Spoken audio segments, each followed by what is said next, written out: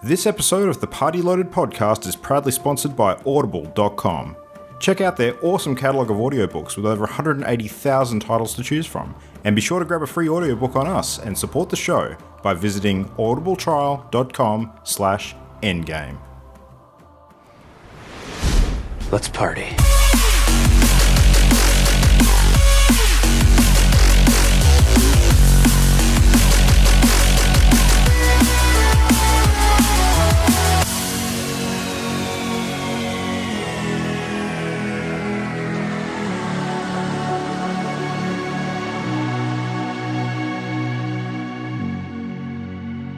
Hey everybody, welcome back on this fantastic eve for another episode of Party Loaded. It is Party Loaded episode, God, what are we up to? 145, holy moly, for the 20th of September 2018. This, of course, is your weekly hit of everything great in the world of video games. I am one of your hosts, Luke Retallick, partying up tonight with the card captain himself, Christian Paulson Brown. Welcome, mate. What's going on? Howdy. So we actually got a chance to have a game earlier today for a change. That was fun. We did. I kicked your butt. You did. Yes. All right, so let's introduce the next person.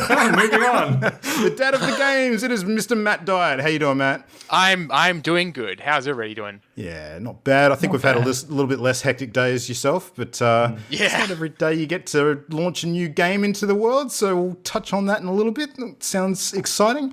But joining us tonight for the first time, we have special guest, dude on the down low from the wider Perth podcast posse. Try saying that 3 times fast. It's Mitch Loh from Pixel Sift. How you doing, Mitch? Hello. Thank you very much for joining me. It is an honor to be on the show. I've been a first time caller, long time listener. Nice. The whole call thing seems so antiquated these days. It's awesome.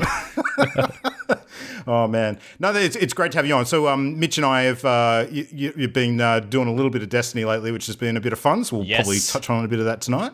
But keen to sort of chat about what else you've been playing. I was going to say, like, it feels like a lot longer than a week since the last time we did this, and I am only going to put that down to the fact that I've crammed in so much gaming this last 7 days. It feels like a lot longer than a week. I don't know what is going on. It's just been nuts. So shall we dig right in then? Like, Mitch, you are the guest, so let's kick off with what you've been doing lately in the world of gaming. So anything interesting besides the Destiny stuff, or do we want to jump straight into some Forsaken chat? What's your preference? Recently, for a piece of Pixel Sift content, I played a game called Mr. Shifty. Yes, I did see a bit of this. And that is a wicked time travel, top-down action game with kung fu and really interesting weapon combat. And it is a really, really tight, mechanically tight indie game, which is really good to see. That was very fun to play, and we did that on stream, and we didn't want to put it down. It was fantastic. So that's one of the games. I don't have any notes on this. I apologize very much. It's made by Team Shifty from Brisbane, and yeah, that was awesome. So that's one of the things I've been playing other than Destiny 2, which I'm sure everybody is very keen to get started talking about. But I thought I'd bring something else to the table other than that. Christian's going to be all super dark and silent when we're talking about Destiny. I'm just looking at this Mr. Shifty. It looks very Hotline Miami-esque. Would that be a fair comparison? I think it is a little lighter than Hotline Miami. Hotline Miami is very... I played a little bit of it. I played a lot more Mr. Shifty. To me, Hotline Miami was extremely unforgiving. Mr. Shifty had a little bit of a more give to it. I wouldn't go so far as to say it's a casual Hotline Miami. That's not what it is. But it is more forgiving, and for me, a much more enjoyable game. The art style is a lot simpler. There's a lot less going on screen, and to me, that is to its benefit, not its detriment. Nice. So I got to ask, like, obviously, Mr. Shifty being an indie game, and it's a local one, of course, and indie games are pretty much Pixel Sift's bread and butter, because you guys over at the show, they're sort of you focus exclusively almost on the indie stuff, which is a real sort of strong point of what you specialize in. Absolutely. What kind of amount of time do you find sort of dedicating to indie games versus the sort of bigger titles these days? Have you kind of gotten a pattern with your co-hosts where you're sort of divvying them out a bit and sharing the load, or are you playing just about everything you can get your hands on as well? The relationship we have with indie games on Pixel Sift is actually it's a lot less than you might think actually playing them, because we do like to experience them for the first time on stream. Cool. So we do play them the most on the day we do it. And because we like to we don't want to be the person that's that's a veteran of the indie game. We like to experience for the first time on stream.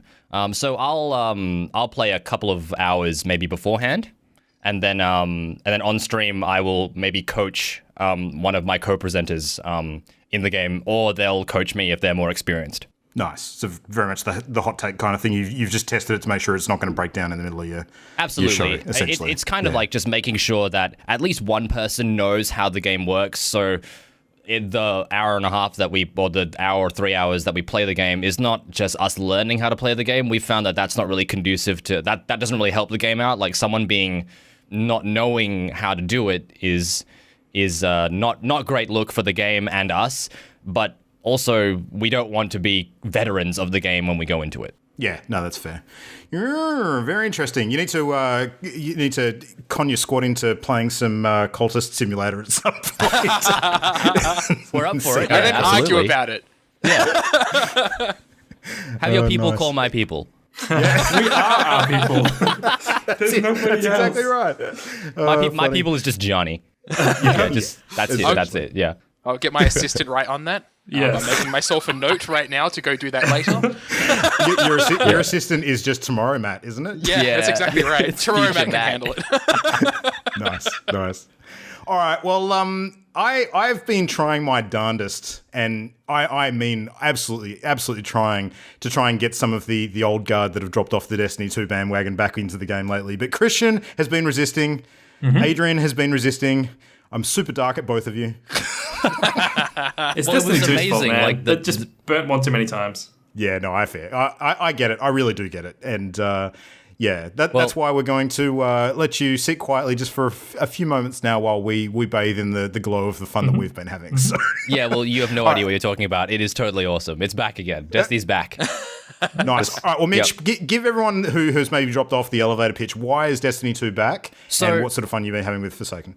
So in a very similar pattern to the first game, it has now been a year. Wait, hang on, how long has it been? Yep, I know games. Yeah. Close enough. Close enough. It's been a substantial amount of time, and Destiny 1 did a similar thing with Taken King, and The Forsaken is a big rework of how the game fundamentally works.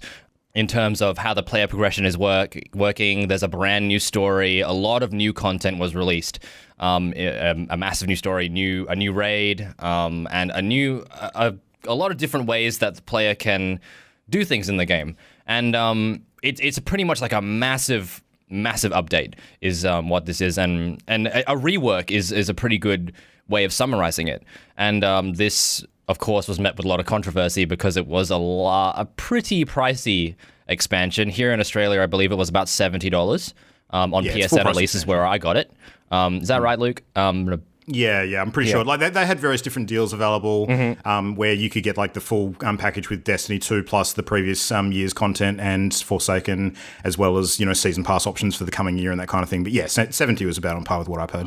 And that is pretty steep for essentially a game upgrade. But I been playing it, and honestly, I was very skeptical. I'm a very big Destiny fan, but honestly, I did not buy another expansion.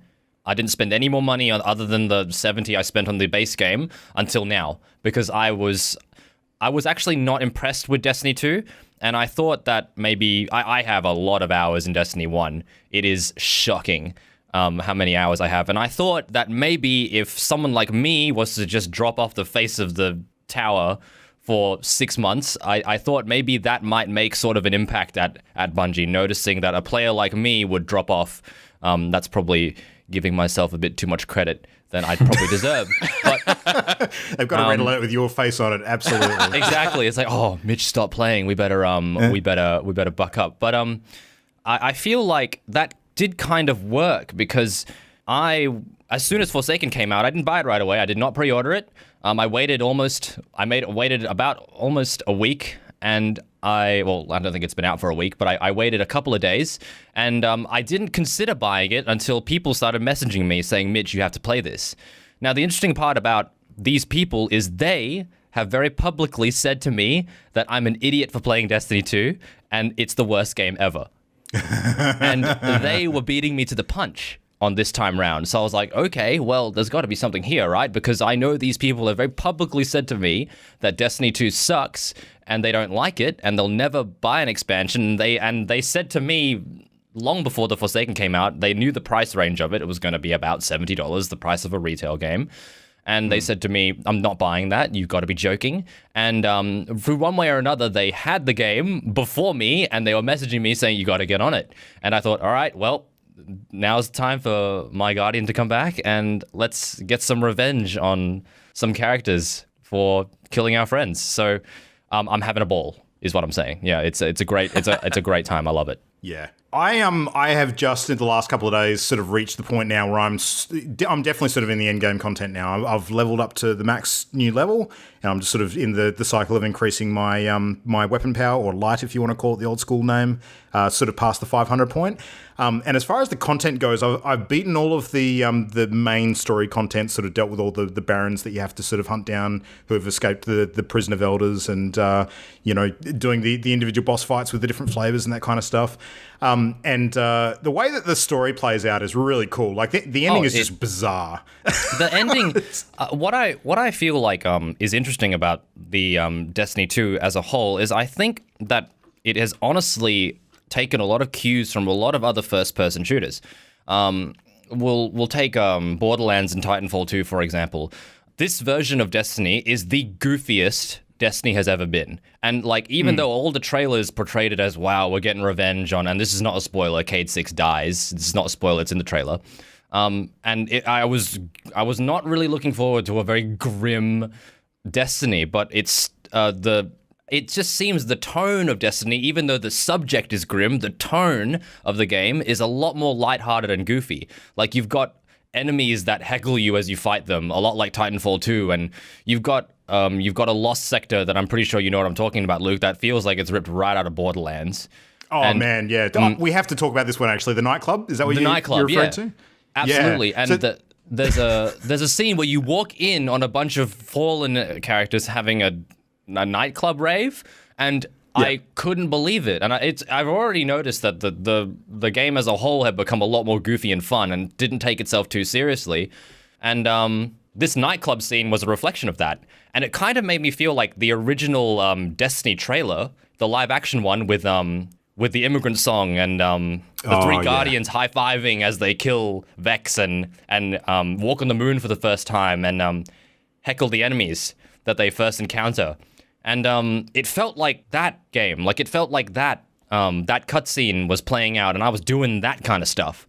And and the tone shift is I welcome it, and absolutely I believe that it's going in the right direction, and there is definitely $70 worth of content in this expansion. That there's no doubt about that. I mean, you can argue that you have to pay $70 for them to fix the game, but I'd argue that the fixing the game part was allowing the different weapons in different slots, which is what was a big concern of mine when I played Destiny 2 for the first time.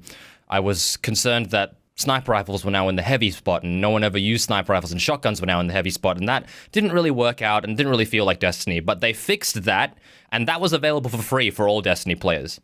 So that fix, quotation marks, was available for everyone. No one paid for that fix.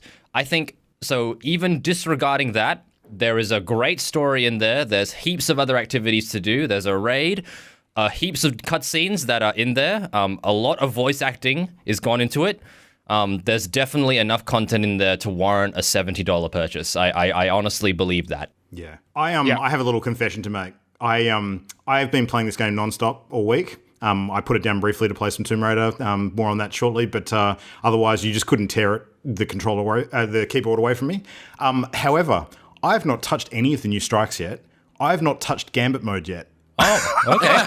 and I am not lost for things to do. I have still been just absolutely floored by how much there is to do. It's just crazy, and some of the biggest features I haven't even touched yet. So I have some thoughts on that because So I haven't gotten even that far. Like I'm way behind both of you because I've had a busy week, obviously. But my impression that I've gotten from it, like previous Destiny expansions and even like the core games had their story delivered to you like an FPS, but Forsaken delivers its story to you like an MMO, where you go out there and you do one of their big missions, you do your big story mission, but then it's like, hey, for this next big story mission, you have to be another 20 light levels higher, and you're not going to get there by just sitting around on your butt doing nothing. So the game really pushes you to go out there and find side quests and other things to do.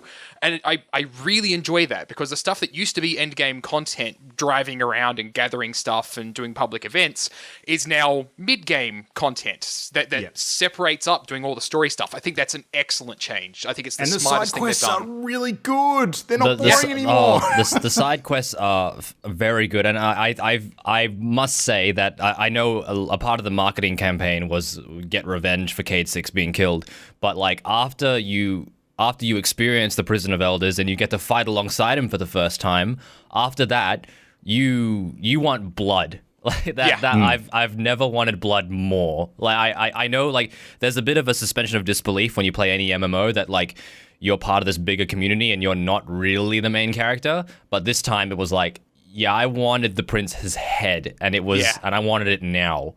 Yeah, I couldn't. I didn't want to put the controller down because I wanted to bring the prince to justice. It was really awesome. Haven't felt like that in a while. I don't think I've felt like that since Horizon Zero Dawn when I played that game. Nice. So the mood of the game is like a silly spaghetti western, but in space.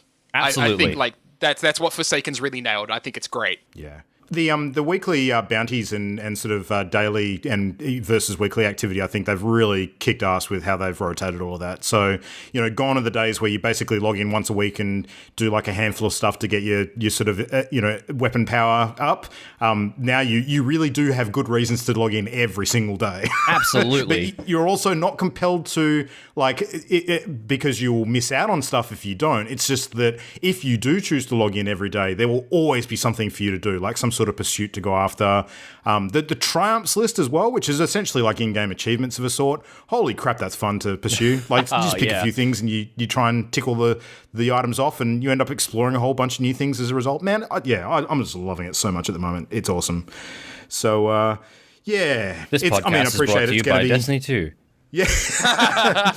I fully appreciate people who've dropped off and their thoughts sort of around why they have. And, every conversation I've had with people along those lines, I totally get. But honestly, I think, most of the people who would give it a shot would probably find a whole bunch to enjoy. The one thing in there that's really like piqued my interest is what you were saying, Matt, about it not being like a straight line to the end game content now. Because that's one thing that I really didn't like about Destiny 2 is it felt like you just rush through the story as quick as you can, and it's just a straight line, and then it's end-game content, and the end-game content wasn't actually that good anyway. But now you're saying you actually have to spend some time doing side quests, finding other things to do, and actually, sounds like play the game a lot more. Yeah, that sounds interesting. Yeah, because I've still got pre-raid story content that I haven't completed yet. It's not part of the main sort of narrative campaign around what happens with Cade. It's kind of stuff that happens after that. But that story content, I am too low a level to actually really attempt at the moment. I could probably beat it if I had a really good run, but holy shit, it's hard.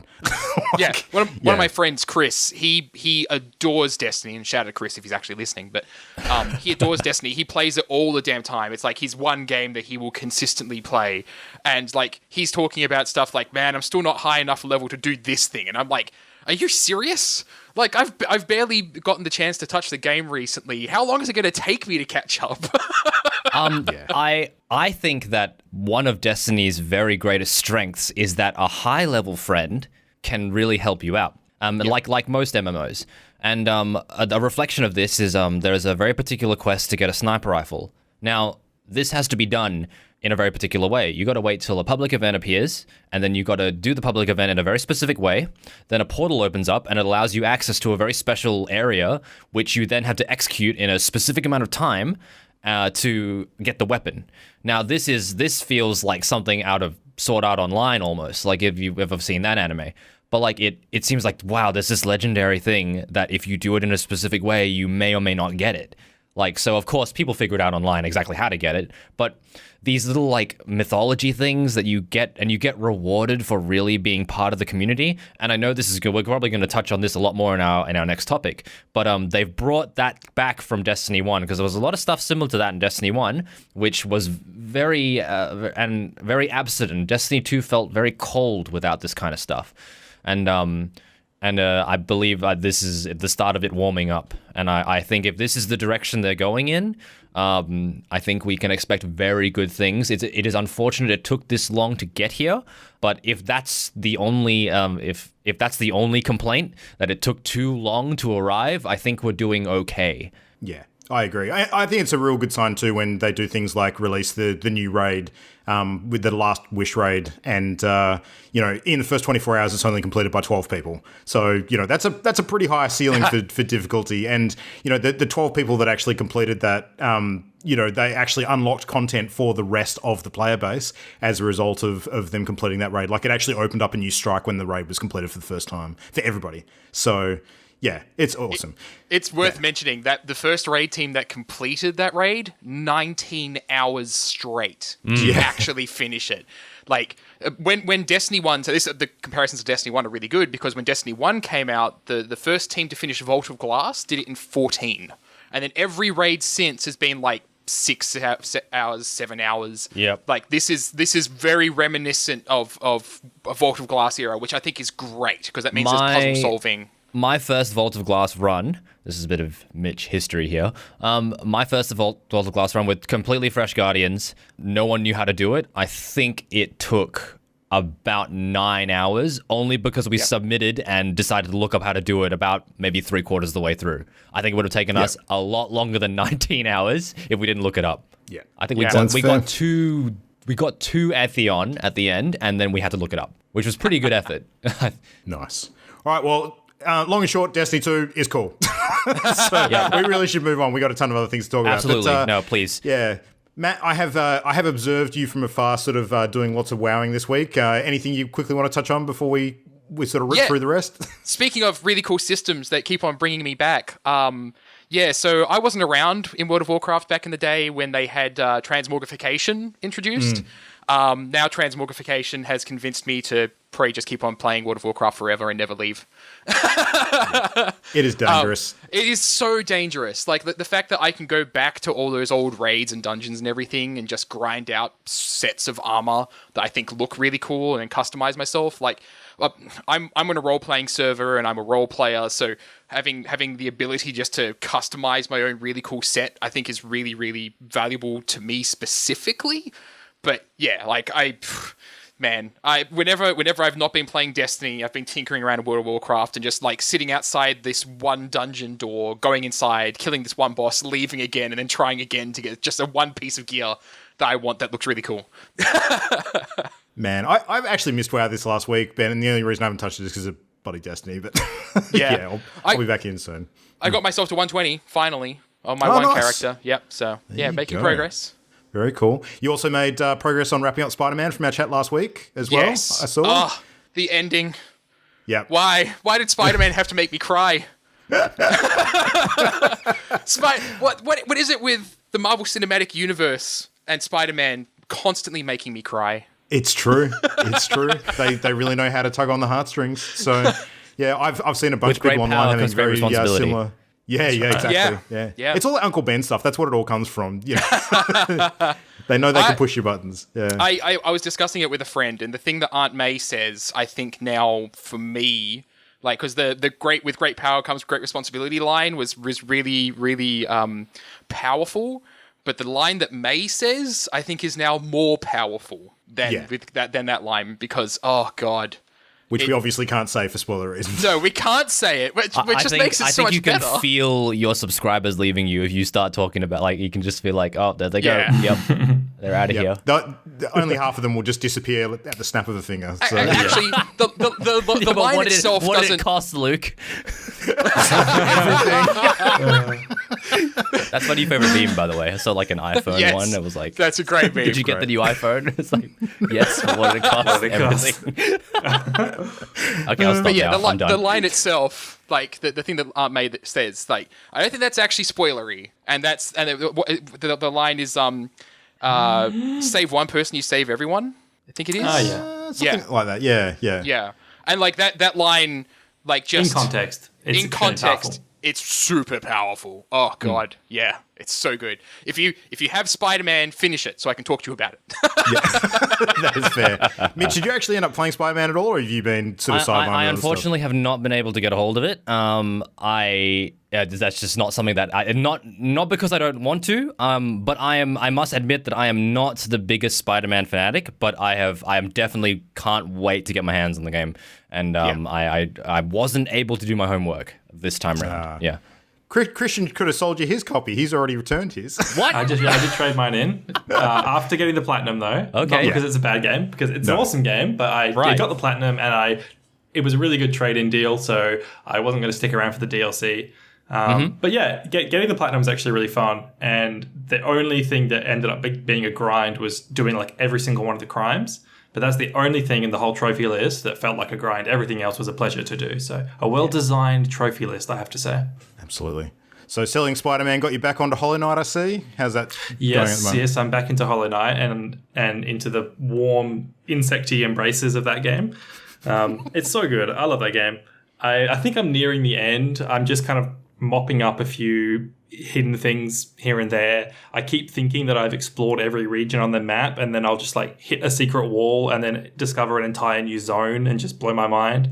There's so much hidden stuff in that game. It's amazing. Like, yeah, but I'll probably be done with it within the week. Yeah. Have you hit the new DLC stuff from the recent updates? Or? So the DLC, because there's 4 different DLC things that are integrated into the game, and they're, from what I can tell, at least 3 of them are just woven into the existing content. It's not like an entirely new zone or anything like that. Right. They kind of just integrate into the rest of the map and the rest of the story. So I've engaged with 2 of them, and I haven't really engaged with the other one. But I like that way of doing it because sometimes there's like a jarring difference between like the main game stuff and the DLC. Like you just walk into a new area, you'd be like, okay, so this is the DLC. And then it can feel a bit tacked on, or you can not know exactly when you're supposed to like engage with it. Like it might be some DLC is, designed for end game. Some is designed when, of a certain power level. So there can be a difficulty there. But the way that Hollow Knight does it is really good at just weaving it in at any time.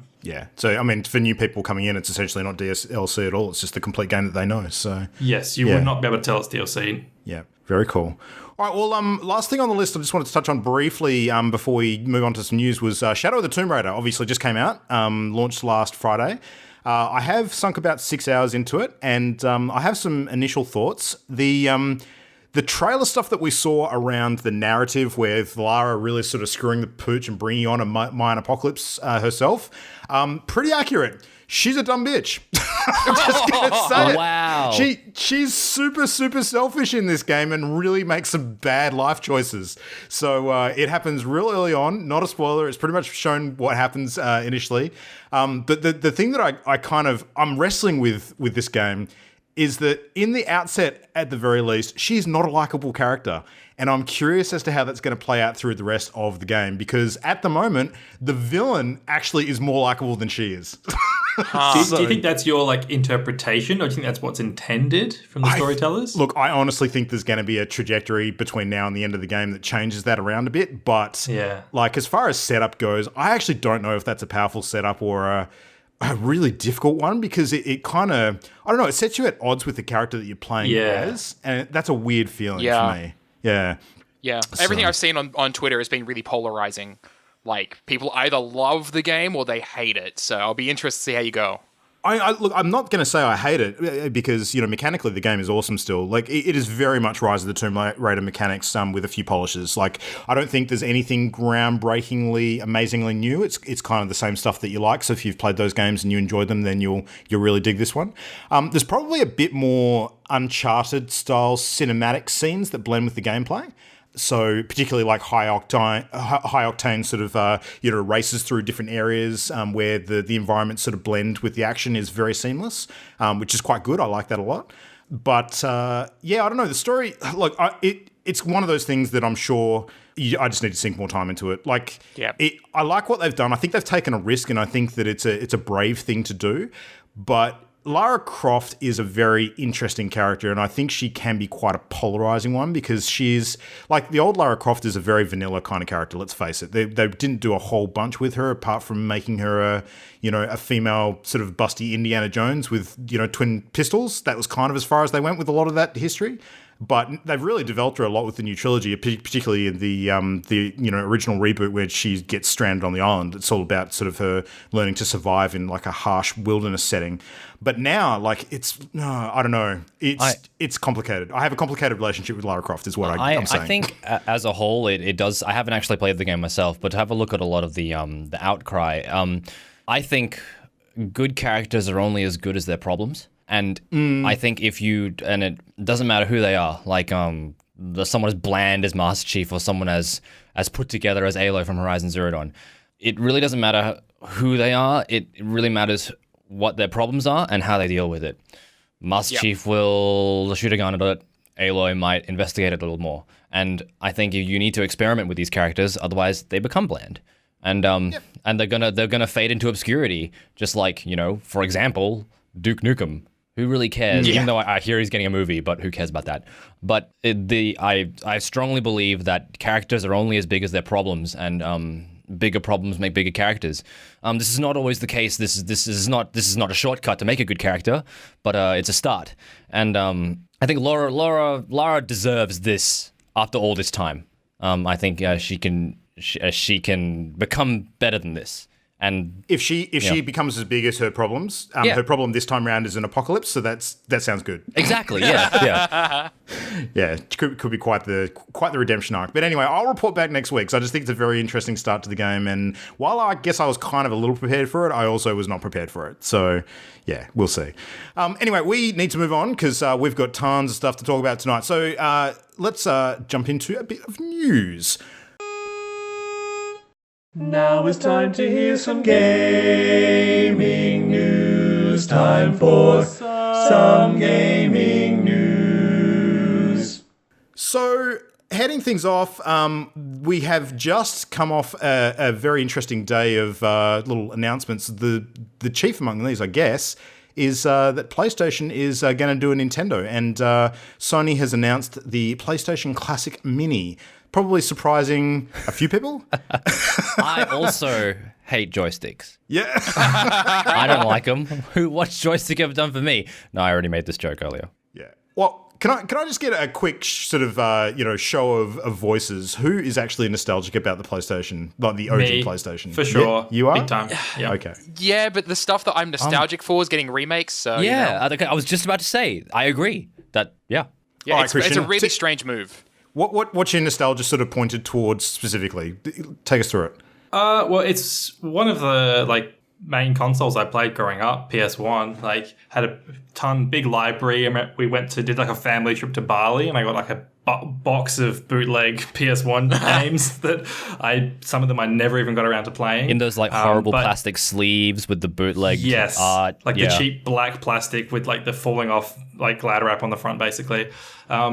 And so I played tons of PS1 and a really wide variety of titles, some early ones like Jumping Flash and Destruction Derby, and even that weird Fireman game. I can't remember what it was called, but it was one of the basically launch titles. I played tons of stuff on PS1. Wipeout, I loved Wipeout, even though that's got a few re-releases. So yeah, I've got a big list of games that I'd love to see on this thing, and it's up there with the N64 for me. N64 and PS1 kind of occupy the same place in my nostalgia center of my brain. Interesting. So this one's going to have 20 games. When they announced the launch of this thing, they only revealed 5 of them. I don't know if they've increased that since then, but the 5 that they did initially talk about were Jumping Flash, so you mentioned that a second ago, R4 Ridge Racer, Tekken 3 and Wild Arms, and of course everybody's favorite Final Fantasy VII. So, No mention of Metal Gear Solid, which immediately got me wondering. That might be a Konami licensing problem. They may not want to cooperate with that. Yeah, I don't know. If they don't have that on there, that's probably going to be a no for me. There's not a whole bunch of other games that I'm super nostalgic for. With these with these retro consoles, it's less about what games they put in it. For me, I feel like there's an opportunity with these retro consoles to do something very creative with their current generation hardware. So this is my imagination running pretty wild here, but if they had some sort of maybe a relationship between a current generation PS4 and this system, I don't know how it would work, but I'm envisioning something a little bit like an Amiibo system where you could like maybe put them next to each other and maybe like daisy chain them together, and maybe you can create some sort of other experience. That is for people more smart than me to figure out. But if you use it, you know where to write the check, Sony. It's Yeah. Send me a check. It's all good. But but yeah, I would like to see something like that, because like in the way the Switch is going and the retro consoles that Nintendo is pumping out, I feel like there's an opportunity here to do something cool with hardware. Yeah. I'm personally looking forward to the Xbox Classic Mini, so we can finally get a console where the controller's 5 times the size of the console. It'll happen. The controller will just have a HDMI cord attached to it. You'll plug it straight into the TV. Yeah, exactly. Perfect. Maybe they'll build the console into the controller, given that it's going to be big enough. Yeah. No. All right. Well, it's not all rainbows and lollipops for Sony this week, though. We did have some sad news. So Christian? With the old is coming back and the old is also dying. With the PS Vita, they've announced production ending in 2019, which is surprising nobody, I'm sure, because the Vita, I'm probably one of the 10 people in this state who loves their Vita still.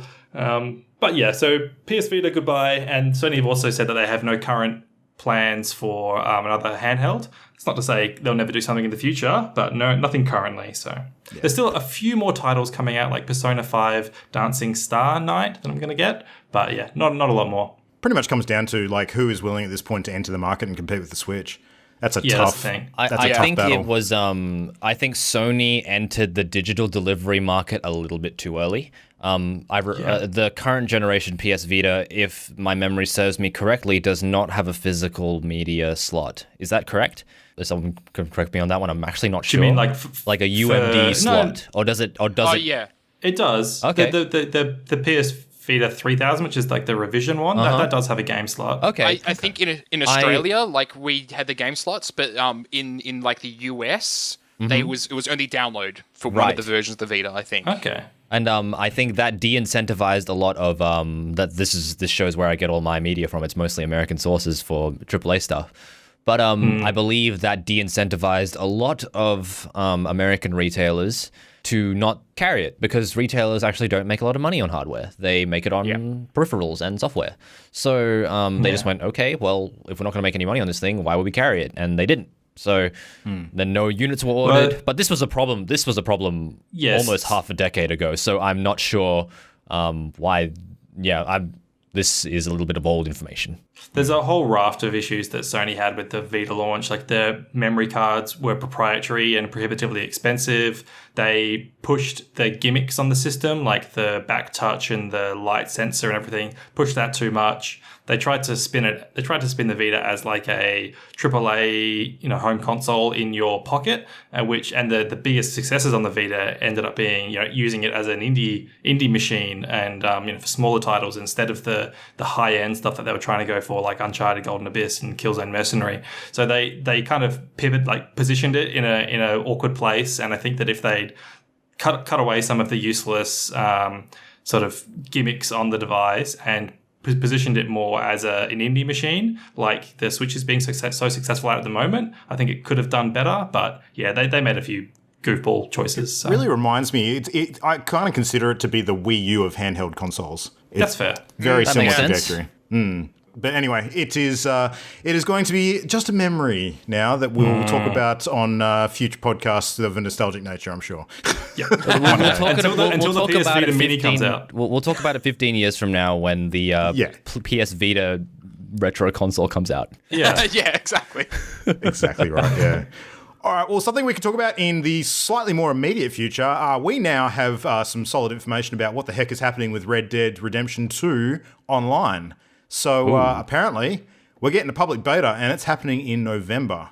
So, Nice. we know that the game itself is coming out on the 26th of October. We know that. So a few weeks later, we're going to have the online component. And the fact that we actually know that to be the case now fills me with a bit more confidence and a bit more excitement about this launch, because we really had no idea before. It could have been next year for all we knew. So. Can't wait to fly my horse and shoot missiles from it. And I like that they've done it this way. Yeah. Sorry, kids. Yeah, with GTA 5, they were originally going to have the online launch at the same time, but then they delayed just the online component. But this time they've just gone out and said, look, we're just going to launch single player first, then multiplayer later. So Yeah, I think they should have delayed it a lot longer. Yeah, yeah. I'm going to be that guy in the room, though. As cool as it is that they've announced it, we still know nothing about the game. And so it could very well be that we can fly our horses and fire rockets for as much as we know.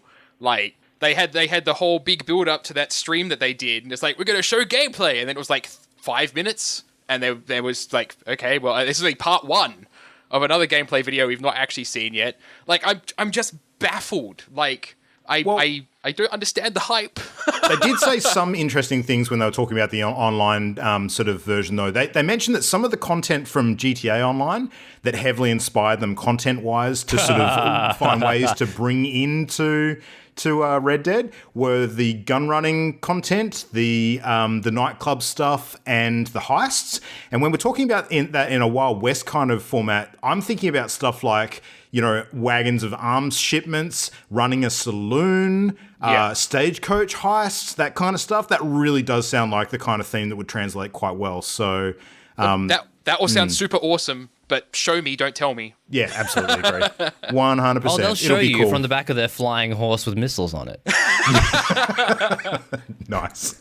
Well, it's going to be competing with Fallout 76 now, which is going to be the interesting thing. So 2 very large sort of online sort of perpetual world experiences. And Bethesda have sort of said this last week that Fallout, they're planning on supporting pretty much forever as well. So, we've got some choices to make with that time coming up, it seems. But, all right, well, one quick one that came out the last sort of 24 hours or so, which was quite interesting. So YouTube Gaming, for anyone who didn't actually realize this, they actually had an app. Like, there was a YouTube Gaming app. Oh, yes, I remember that quaint little thing. Yeah, now you don't need to remember it because it's gone. They are removing it. So, YouTube struggled a little bit to sort of find a foothold in the gaming space, competing with the likes of Twitch. It's always been a tricky thing for them, with Twitch focusing, almost exclusively on games, where YouTube's kind of been the diverse video content platform that sort of caters for all and sundry.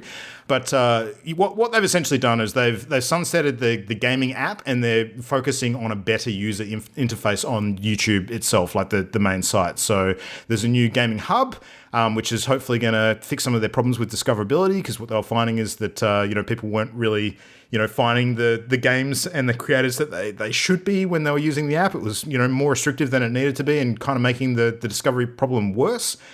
So they're going to combat a little bit of that, and it'll be interesting to see how that goes. Like, a lot of people are using both platforms kind of in conjunction these days. Some of your big YouTubers that, have exclusively been on YouTube in the past, like your Markipliers and your PewDiePies and that kind of thing, they're slowly but surely moving over and doing Twitch stuff. And, the current advertising issues with revenue around YouTube have certainly, exacerbated some of those problems.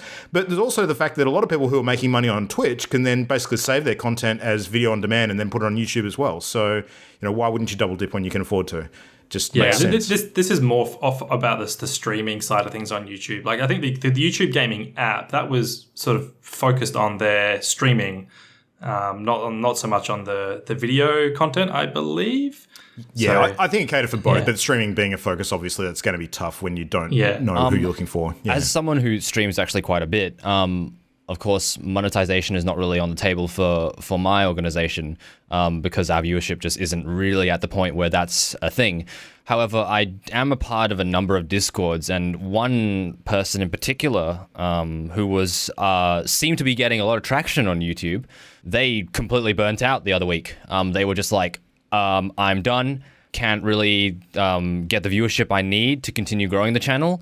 And from what I gather, I believe that streams that don't do as well negatively affect the way your streams appear in the recommended videos and things like that. So if you have a poor day on YouTube, at least, I'm not sure about Twitch, I believe that it will negatively impact the way your content is kind of treated in the algorithm and the ecosystem that is YouTube. Now, this came as a very emotional rant from this person, and I didn't know it worked like this. So that might be the reason, and this seems very, now that you said your piece, that people are moving to Twitch because of course, monetization in other ways that are more public are obviously a big drawbacks to YouTube, but this is another reason that like an inconsistent amount of viewers can affect your standing with YouTube, the machine, not necessarily YouTube, the audience. Yeah. That's a tricky one. There's a variety of issues with YouTube creators. Like, I know YouTube's just recently added like this supporter thing because a whole bunch of creators were going off and making Patreons because the YouTube advertising money just wasn't enough, and the way that the advertising works is terrible. So yeah, like YouTube's very messed up, and it needs a lot of work. Absolutely. But I mean, discoverability of content is a big thing that they need to address aside from the revenue stuff. So hopefully this is a step in the right direction. As per usual, only time will tell, but have to keep an eye on that one. It's interesting. All right, now, Matt, I'm going to throw over to you now because you've got something very special to talk about today. Today is a big day. Yes. So what's going on? You awake to find yourself in a dark room. I can't do that as well as John Robertson. You wait to find yourself in a dark room. I don't know. I just you give it a go, but you're just not the guy. That was pretty good. Yeah, you can try, but I mean, I'm the next person that interacts with this microphone is going to get a surprise. But that is, sorry, I took that away from you. Fantastic news. No. Can't wait. No, yeah. Can't wait for that to be in my hands. Fantastic. It's all up on Steam now. Yeah. You can go and play it. The reviews that we've seen bleeding through from other players is really positive right now. But yeah, so to give people some background, The Dark Room was a stage show that was heavily influenced by old school text-based adventure games, and I use adventure and games with heavy quotations because that's what John Robertson would want me to use. Basically, those old school adventure games, I was like, go north. Oh, well, by going north, I just died. Mud-style games. Exactly. Yeah. So The Dark Room is basically influenced by them. And it started out actually as a comedy stage show here in Perth. And it grew a huge audience, and then John Robinson went and pissed off over to the UK, and now he's doing shows over there, and it has an even bigger audience. So he goes to some stuff over there at the moment, and it's just huge crowds all watching him up on stage, just berating them basically, and it's fantastic. So we ended up being approached by John to actually go and turn his stage show influenced by video games into a video game, and we loved the idea, so we went and made that thing. And yeah, we're out now, early access now. The whole entirety of Room 1 is in there. It's like 60 minutes of recorded dialogue and motion captured facial animation. I don't know how he does it because I imitated him for about half a second just then. I think I hurt myself. Oh God! I apparently during a show here in Perth a few days before he was supposed to do recording, or was that? No, it might have been earlier. But he was here in Perth for a show, and apparently got up on stage, did his show and everything, and had to go to hospital afterwards because it turned out that apparently he'd been, lifting his voice so much that he gave himself a hernia or something. Oh wow! So yeah, it's very, very challenging work. But yeah, the game's basically a old school adventure game. With your 4 options: go this way, go that way, do this thing, whatever. Only there's a person in there. You can't see anything but this floating head in the room with you that calls you nasty names and is mean to you and constantly kills you. Yeah, it's basically the Dark Souls of walking simulators. That's a tagline if I've ever heard one. That's awesome. Please tell me that's going on the box. I'm pretty sure we've got that in advertising in a few places. Love it. That sounds great. Yeah. So for anyone who's trying to find this thing on Steam, of course, look under Stir Fire Studios and Dark Room. I mean, we're only like 5 or 6 hours past when it went up on early access. So by the time people listen to this, it'll be well and truly up there for sure. Yeah, it's definitely on there now. It's 10% off while we're in the release week, and yeah, people come play it, give us your input. We're doing bug fixes every day. We're constantly engaged with the community. It'll be really good. Nice. I'm going to play it this week and come back next week and tell you what I think. This podcast is sponsored by Yeah. Bungie and Stirfly Studios, apparently. Bungie and Stirfly Studios. All right, so the last item on the list tonight. Now, this is going to be a challenging one to rapid fire out, but I trust that Christian can do it. So we had a Nintendo Direct last week. Yes, so give us just after we finished recording. Yeah. So I will just skim through the main things. I think a bunch of us are board games fans. So there's like Settlers Catan and Pandemic and a few other digital board games coming to the Switch, like Munchkin as well. So I think I like Munchkin. Pretty fun. Yeah, everyone loves Munchkin. I'm sure they'll have a bunch of the expansions and stuff too. Heaps of Final Fantasy games, 7, 9, and 10. One very notable exception. Yeah, though. no 8 there. I've seen a lot of sad fans of FF8 that are missing that, but not sure why. But yeah, no Final Fantasy 8. I wonder if 8 will make it onto the mini PlayStation Classic. Yeah, maybe they did some sort of deal there. Yeah, interesting. 12 though is also coming along. So Final Fantasy 12 will be on the Switch.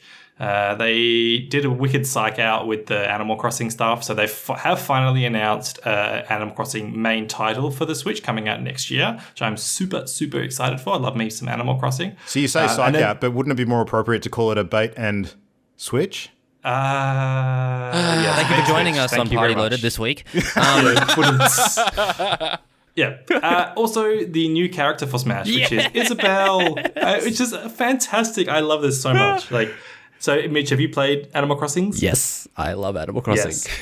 I love it. So, Isabelle is basically just like your, in New Leaf, when you're the mayor, she's like your assistant. Yeah. And she's just so lovable and friendly and supportive. And seeing her in Smash is just so jarring. And now you get to awesome. beat the shit out of her with giant aliens and robots and monsters. Don't you dare lay a finger on her. I'm seeing a lot of really cool fan art on Twitter of Isabelle hanging out with Solid Snake and sneaking around, and then and Isabelle doing weights and stuff, getting ready for Smash. Oh. It's great. It looks like great fun. Can't wait. That's hilarious. The Pokemon dev team has announced a new RPG called Town.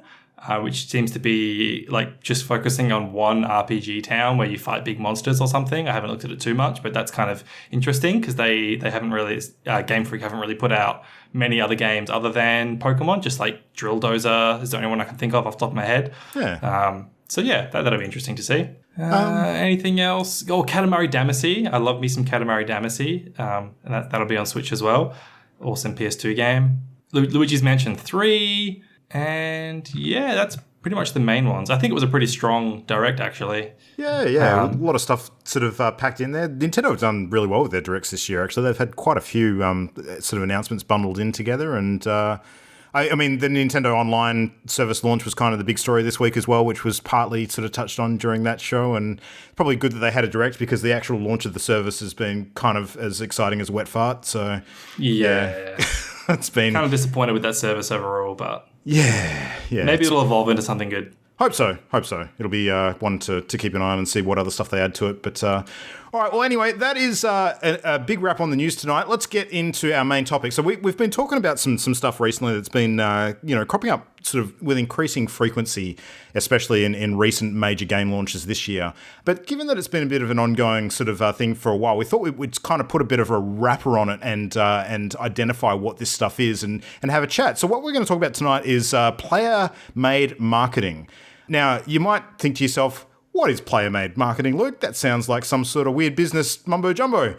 And it is, because we totally made it up. This is kind of just what we're going to call a trend, if you like, that we've been noticing within, a fair bit this year. Now, the recent stuff with Spider-Man was kind of what kicked off the discussion for us. And, the photo mode in that game in particular, and I guess with No Man's Sky recently too, sort of, we've realized that a lot of the stuff going out in the media around those games in particular, like a lot of the best buzz and kind of the stuff that's been going viral, It's all down to what the players have created. Like the companies themselves, sure, they've had a bit of marketing sort of going up for the games as they've launched, but the real excitement has come from all of the stuff that's been generated by the fans. So there's a lot of different games and that have tools and systems that have actually been probably very craftily and very cleverly implemented by the various developers and design teams that kind of support this kind of activity and allow the players to do all the fun PR work for them, essentially. So this is what we're going to talk about tonight. So different games that we think have actually shown good examples of that kind of stuff. So, yeah. So I think an early version of this was the Machinima community.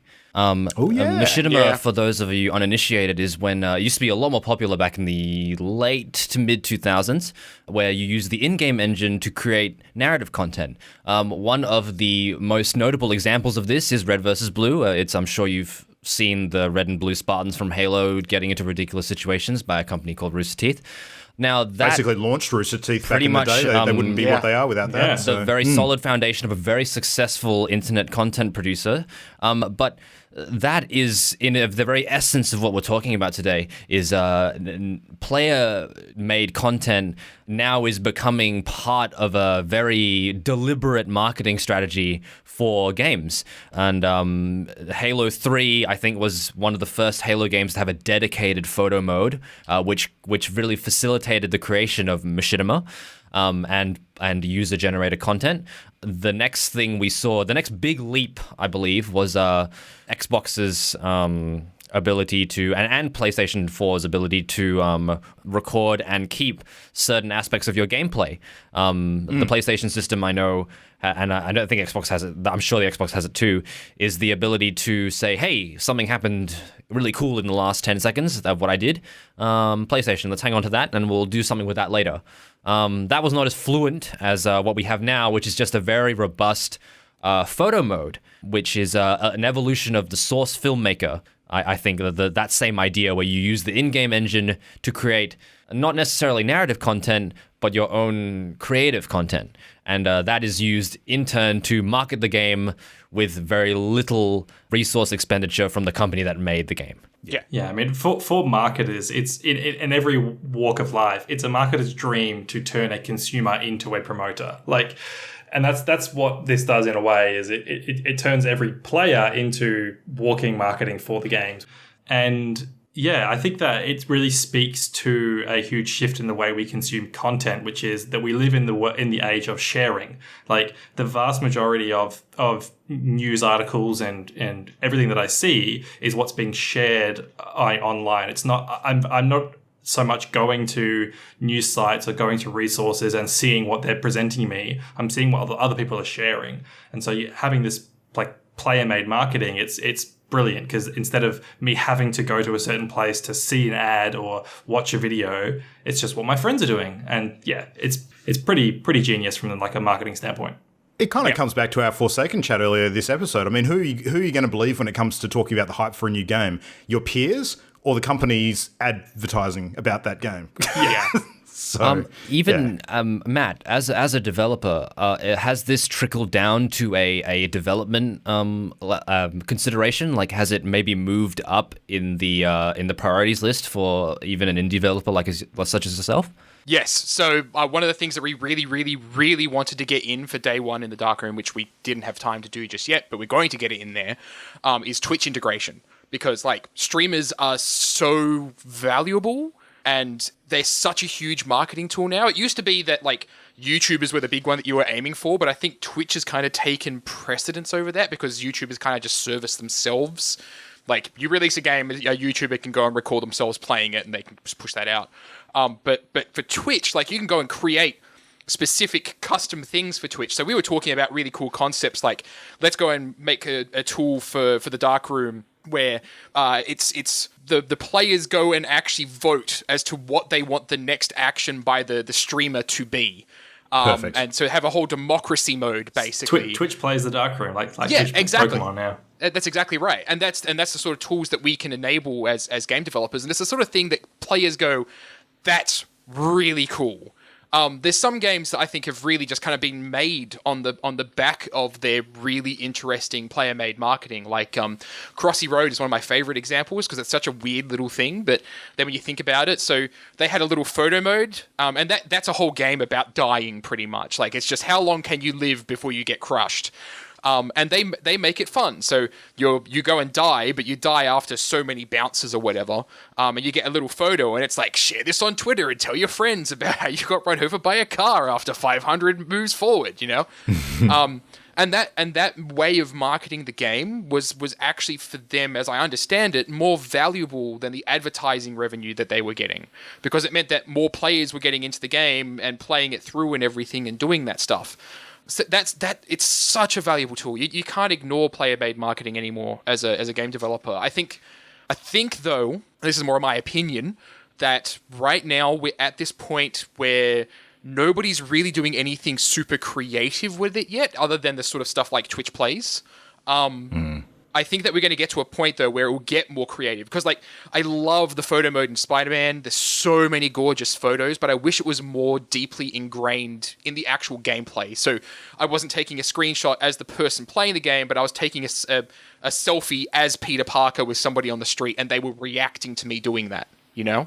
I'm glad you brought up Twitch integration. There's a great game called City of Brass. It's by a gentleman called Ed Orman, and that has a Twitch integration that's really awesome. It's an action game, a first-person combat game, and at any moment, your Twitch audience can spawn enemies for you to fight, or weapons for you to use, or health packs for you to utilize.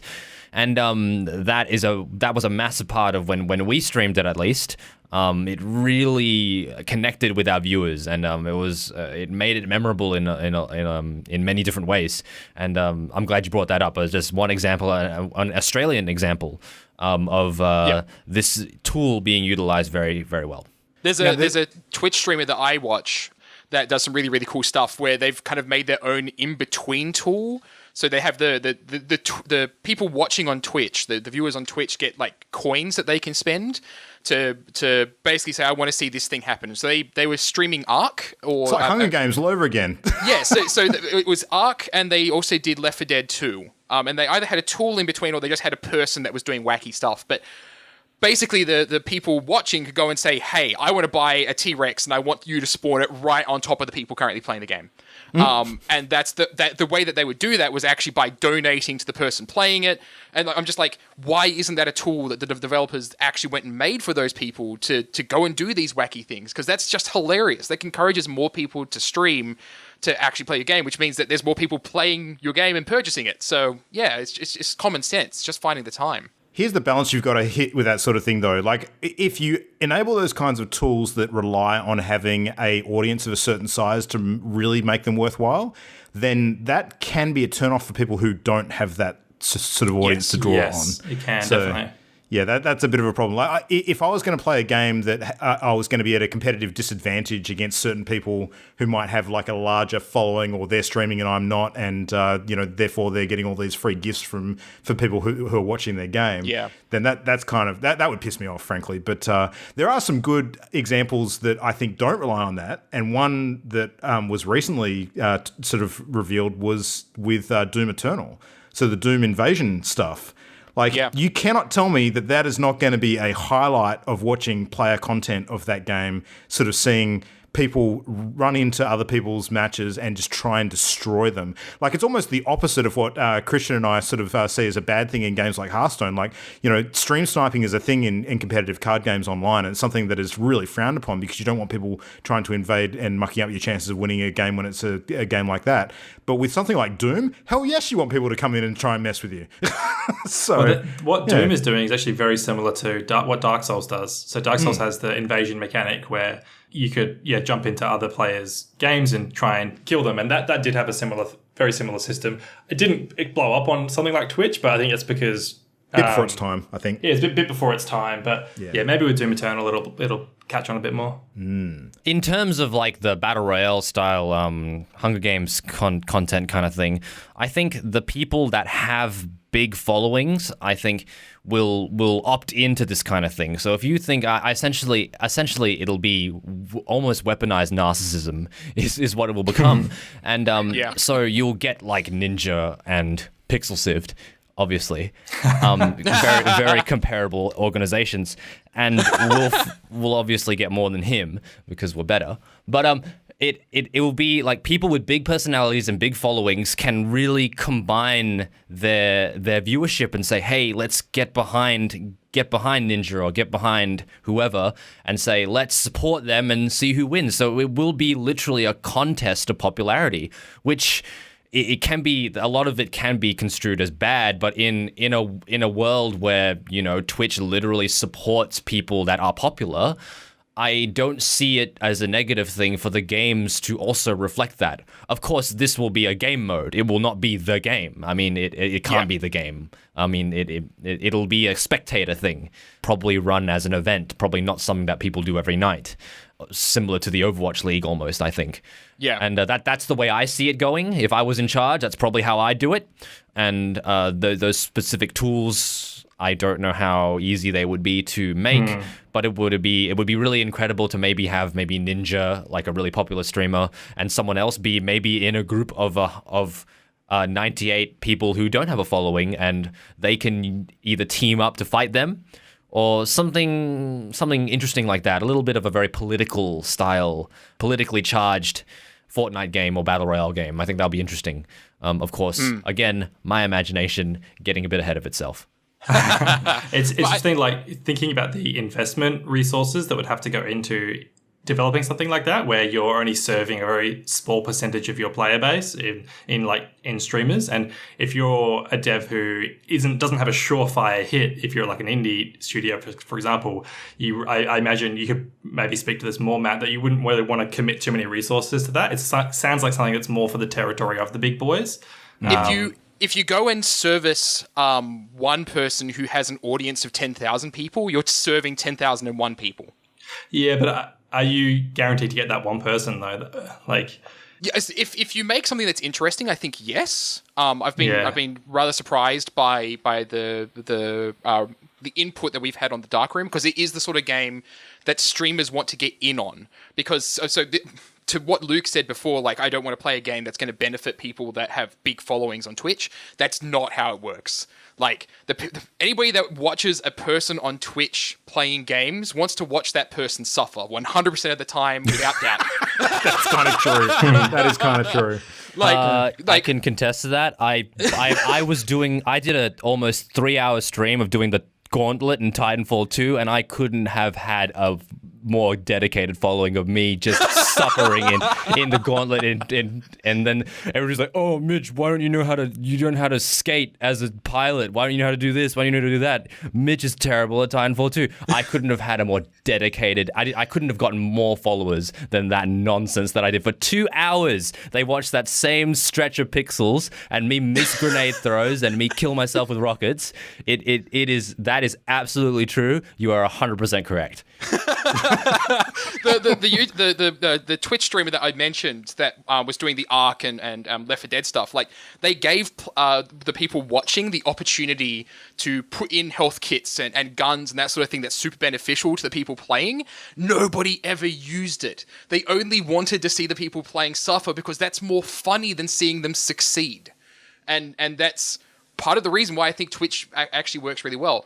But it also comes down to the kind of game, because, like, I love Stellaris. You can't stream Stellaris really well. Nobody wants to sit around and watch you play a 40-hour game of Stellaris. It's boring. You spend most of your time sitting there managing resources and reconstructing buildings and the interesting war stuff. You keep on pausing and playing, and it's just not good stream content. Most of the stuff that's really taken off is really good to sit down and watch, and it's a 20-minute or 30-minute round of something, and you get to sit there. You see this beginning, the middle, and the end, and you're done. You can walk away. You can turn the stream off. But those really long ones, are more about personality, I think. And so You've hit the nail on the head, by the way. That is absolutely correct. Yeah, if I was working over at Paradox and I was trying to find a way to get people doing player-made marketing for Stellaris, I don't think there's a good way to do it that's not like screenshots or something like that. Like XCOM 2 is really good for streaming. It's also really good for getting people to talk about it because people go and make characters that, look, this is my neighbor and they just died. Isn't that hilarious? Like that sort of thing gets people talking really well. But a strategy game, I just don't see working quite as well, like for that sort of thing. Not unless you're a dedicated strategy game fan. And those people absolutely have their audience, I guess unless there's tools available for people to create content and then share it that way, like more levels or challenges or maps or that sort of thing. So that's an interesting one. But that's where your tools like photo mode come in. Actually, yes. True. That's what that picks up the slack. Photo mode's about showing off the best of the game, sort of from a casual observer standpoint, someone who hasn't already invested in owning the game. Whereas, some of those other level creation tools and that kind of thing, you're relying on someone already having invested in the game and wanting more content. Yeah, I mean, it can attract people to a certain extent, but could do. But that's more about like keeping a community in your game instead of attracting people to the game in the first place. But true. I want to give a quick shout out actually to Nintendo, because people don't really realize that they were the first to have a dedicated like sharing system in their console with the Wii U. You press the home button and it takes a screenshot straight away and asks you to post it to Miiverse. And so they were ahead of the curve there, but the problem was that it was just sharing it to Miiverse, and they were really slow to implement like wider social sharing. And when they did, it was kind of like clunky feeling.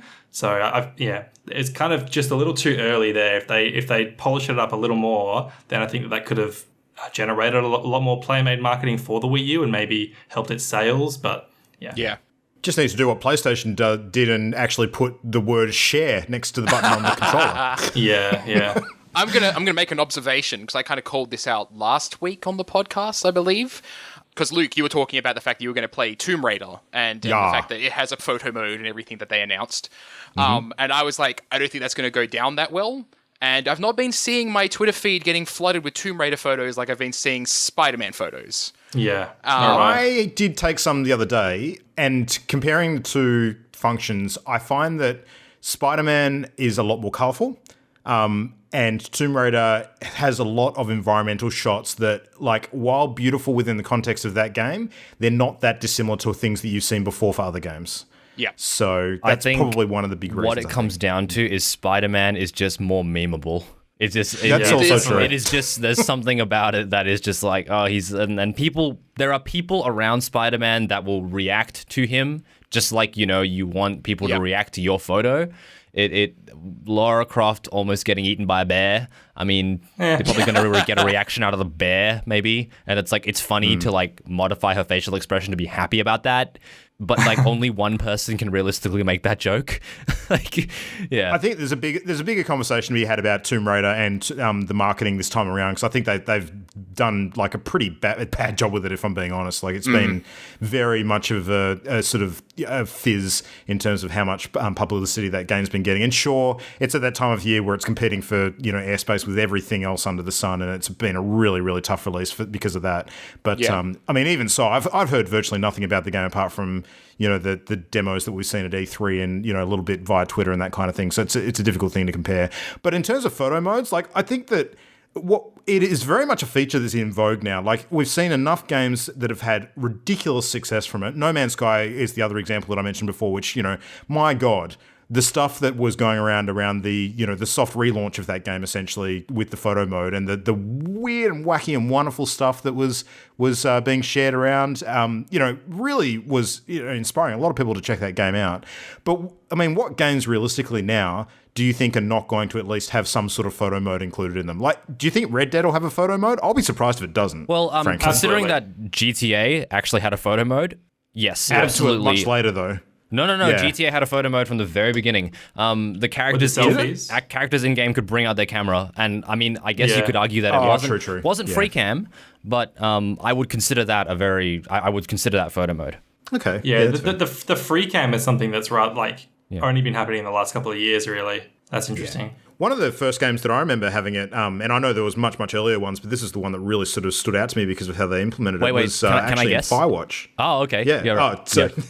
No. But the reason why it stuck out to me in Firewatch is because the reason why I remember it is because they actually incorporated a support sort of deal with the photo mode in that game, where if you took a stunning photo and you actually wanted to get it developed onto like a big sort of picture to sort of hang in your house, you could actually order it directly from the game. And they would send it out to you by post. That was awesome. I thought that was really I would cool. like to make a challenge to Red Dead Redemption. Rockstar, I know you're listening.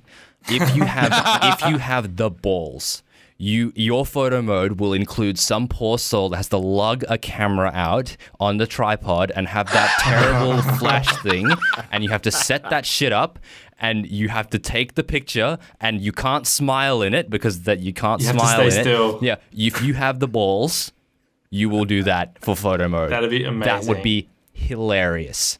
Yeah, That would be kind of cool. yeah. I'm gonna make a very game developer kind of statement here, but like, so talking about why Spider-Man's photo mode is successful versus like Tomb Raider, the meme part is definitely there, and I do think mood is also a thing because Spider-Man's mood is much lighter than Tomb Raider's The World's Ending. But I also think that like in Spider-Man and in No Man's Sky, there's self-expression in there that you don't get in Tomb Raider, because like Tomb Raider, Uncharted also had a photo mode, and Uncharted's a gorgeous game, and it was really pretty to take pictures of, but you were just taking the pictures that you ended up taking pictures of things that the game developers were like, we're going to put all our effort into making this thing look gorgeous, right? And so that's kind of all the game was. It was like, look at this really pretty thing that the game developer wanted me to see, and now I want you to see. Whereas in Spider-Man and in No Man's Sky, it's like, look at this amazing photo of Spider-Man that I lined up. That Jason Imms posted up a photo on Twitter. Was Twitter or Facebook? I can't remember. But Both, he had this. It was an incredible picture he'd taken inside of Spider-Man. It's easily my favorite I've seen so far, where he'd rotated the camera completely around so that, you know, the city was now the top of the screen. And he had Spider-Man falling kind of head first towards the city, but now because it was all rotated, he's kind of flying up into it. And it was at sunset. It was just all red and all black. Gorgeous photo. And I would challenge anybody to show me a picture that they've taken in Tomb Raider that allows them to make the same sort of self-expression. Right? Luke, this might be a bit of an ignorant question, but is Tomb Raider a sandbox game? No. Okay. Essentially, it does have some open world areas, but it's very much a game on rails for the most part. I think the sandbox aspect of the game is a big key factor in a successful photo mode. Like, sandbox games allow you to create your own experiences that you want to share. If something is very linear, you know that other people are going to encounter this part in the back of your head. You know, like there's no desire to take a picture of this. But like my Dominator blowing up in GTA just as it hits a tank that also blows up, and then while it's shooting down a plane, is epic. And I don't think anybody's going to experience it quite like that. You know, like it. Yeah, that's true. Yeah. If it's unique in that way, then there's a reason to share it because it's yours. I totally agree. Yeah. And that's the reason the XCOM sharing works, because that's, you know, I'm expressing myself by putting my neighbor into this game and then, you know, talking about the experiences that they have as my kick-ass soldier, you know? Yeah. But I think that sort of expression is lacking in games that have incredible visuals, but the photo mode is just kind of shallow because of it, because that's all it is. It's just taking pictures of their incredible visuals. So a sense of ownership over the content. That's a really, really good spin on it, actually. I hadn't thought about it in that context before. So one last thing I wanted to chat about with regards to sort of player-made marketing today, which I think is something that maybe we overlook a little bit because it's not existing within the games themselves, but very much related to player-made marketing for something, is cosplay, the cosplay scene. There is no doubt that some games actually cater very strongly to the cosplay community, and some of them are very, very self-aware in the way that they do it. So, yeah, I think that Overwatch is probably a really good example in recent years. I love Overwatch. That's really hit the ball out of the park. So, yeah, wasn't it Overwatch that actually released a whole bunch of guides on the sort of cloth that I think that they did. cosplayers I'm pretty sure they did. Yep. It might have been them or Star Trek Discovery, one or the other. Like they actually like released schematics for the actual type of cloth and everything. What you're referring to, I think it could easily be both. In terms of like the cosplay stuff, it is. I saw recently my friend who works at Capcom. She's at Tokyo Games Expo, and she took a picture of a cosplayer, but be that a professional cosplayer that I think was hired to wear the costume, but as the character she designed, and she was like watching that narrative play out was fantastic. Yeah, it's awesome. We've mentioned memes a couple of times, and that the power of memes in today's modern world cannot be underestimated. I mean, anybody who didn't watch the Nintendo Direct would still know that Isabelle is the new character in Smash, just because of how prolific Isabelle memes are online. Like that's a huge amount of marketing there for Nintendo through Isabelle memes alone. Yeah, I mean through Nintendo memes, we will probably one day get a Waluigi game. Yeah, probably. Yeah, that's entirely true. Lest we forget Luigi's death stare from a few years ago. That was a huge meme from Mario Kart. Absolutely, yeah. It's been some great stuff. Nintendo's had some crackers, actually. It's been fun to watch. But they had the whole year of Luigi because of the fact that he was a meme. Yeah. Yeah. God. I gotta say, like, the Ridley trailer really threw me off because I was like, it attacked the characters, and I thought, oh my God, is Alien in this game? I literally went, my God. because I actually am very Metroid illiterate, so I had no clue what the hell that was. And I was like, oh my God, Alien? And then, so you don't know that Metroid is basically just Alien? Yeah, and essentially, yeah. And our producer, Sarah, was like, no, Mitch, you idiot. I was texting her at the time. I was like, oh my God, Alien. And she's like, no, you're a moron. That's so good. All right, well, I think that it is come time for us to wrap the topic up. I need to have some stern words with Christian off air about Metroid shortly. So, man, Ridley is just Ripley, like the name. It's fuck you, man. Come on. They're on record. I'm with Christian on this one. Oh my God! That's don't not even know you people controversial anymore. So the next week, that's not controversial at all. Next week, I will be hosting Party Loaded. Thanks for joining us. Played Metroid once. You don't get to host shit. Hilarious. All right. Anyway, so player-made marketing, definitely a trend to keep an eye on. I'm very curious, as you guys sort of said, what new and wacky inventive ways we see come up in the future about how to do that. But man, it's some useful and powerful tools when harnessed correctly. It's you just can't leave that stuff on the floor anymore. It's got to find a home somewhere eventually. But what home that will be, well, I guess we'll have to wait and see. But give me Pokemon Snap, Nintendo. Yeah, Pokemon Snap, dedicated photo, open world thingy. That's my play. Oh my God, that is the epitome of everything we just talked about. Pokemon Go Snap. Yeah. Pokemon Go Snap, sure, yeah. Use your mobile phones. Totally works.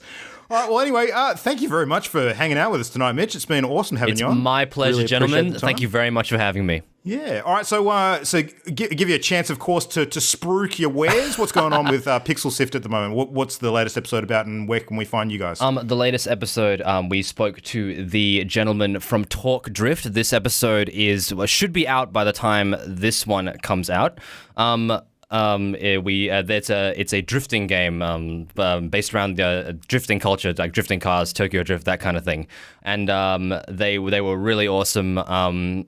Lockie Betts and Jeff Hayes were on our show recently, and they were a riot to talk to. They are super passionate. They drift cars themselves. They know the talk. They can walk the walk. They are fantastic.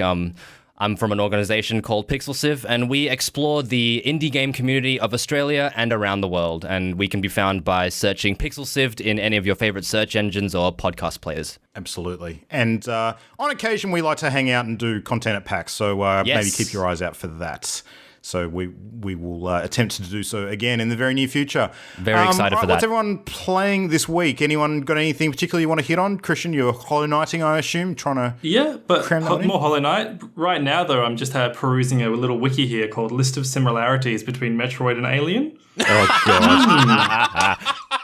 With a quote here from Metroid 1's director, I think the film Alien had a huge influence on the production of the first Metroid game. All of the team members were affected by Geiger's design work, and I would think they were aware that such designs would be a good match for Metroid.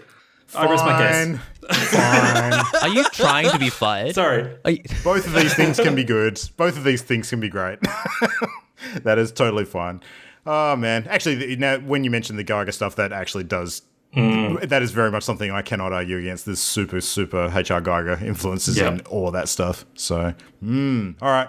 Matt, what are you playing this week? You going to pull yourself out of some WoW and do some other stuff, or are you just going to give in to the big monster? No. I'll be pulling out of WoW for a little bit, at least every now and then. I've got... I was playing actually during this week a little bit more of Need to Know, and the story is actually getting super cool and interesting, so I want to go back and actually play some more of that. I also tinkered around a little bit with 2 Point Hospital, but I'm finding that's a game that I can only pick up and play like sporadically rather than just like, a whole bunch of it. Yeah. I will probably end up sinking a lot of time into Destiny Forsaken. Yeah, you will. I need to. So I was going to ask Mitch what he's looking at playing this week, and I'm hoping the answer is Destiny 2, because given that there's three of us, and given that fire teams are 3-person events these days, we need to line some stuff up so we can actually get through some of this content. I think that's a good idea. I think that's a good idea. Yeah, count me in. Absolutely. All right, awesome. All right, well, anyway, thank you, everybody, for listening. This has been another show, another week, another wrap, another bunch of games. You can find us at all the usual places online, so www.partyloaded.com. Find us on Facebook, just search for Party Loaded, and at Party Loaded Show on Twitter. We'll be back again to talk about a whole bunch more next week, but thanks for listening. For now, good night. Bye. Bye. The Party Loaded podcast is a Channel Endgame production. For this and more great gaming content, bookmark channelendgame.com.